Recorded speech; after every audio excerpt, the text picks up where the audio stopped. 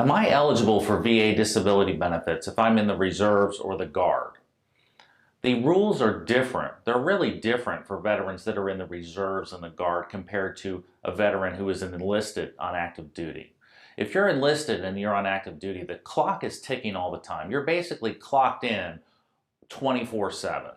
So if you develop a chronic condition while you're on active duty, the presumption of soundness says that the VA can't say that you would have developed that condition anyway. The VA has to assume that that chronic condition that you developed on active duty is service connected. However, if you're in the Guard or if you're in the reserves, you're not on the clock all the time. That clock is not ticking 24/7.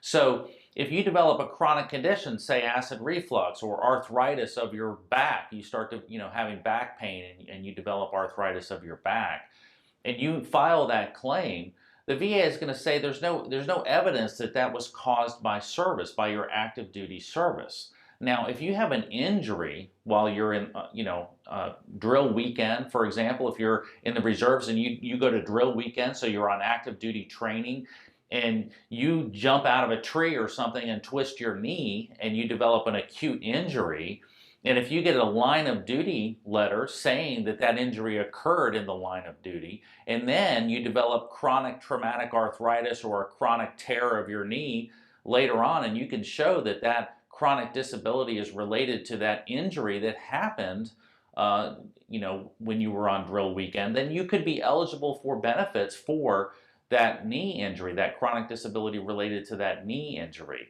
But most disability benefits are related to conditions that develop over a long period of time and are not actually related to acute injuries. So the real answer to the question is that if you have an injury and you're in the reserves of the Guard and it's on active duty training, or you're deployed, it's during a deployment period, make sure that you get a line of duty determination. You get that investigation is completed by the commander, and he or she signs it saying that you had an injury while you were on active duty. Because if you develop a chronic disability related to that injury later on, you would then be able to show that it was caused by active duty service. So it's very important that you get that letter filled out. I have talked to many veterans that had an injury in the reserves of the Guard during deployment or during drill weekend, and they just don't get that paperwork done.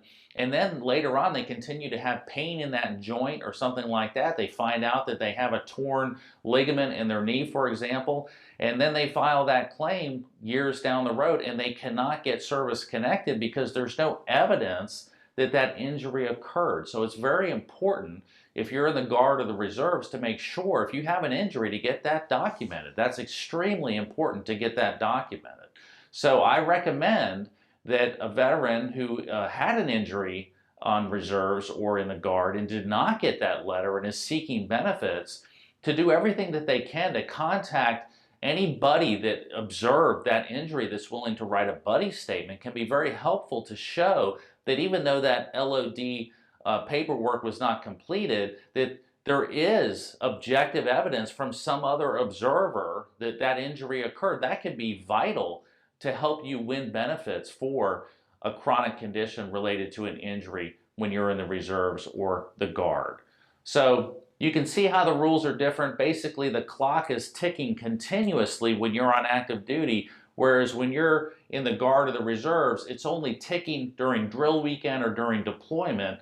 So you would have to show that a condition that you have is linked to those periods where you're actually clocked in, so to speak.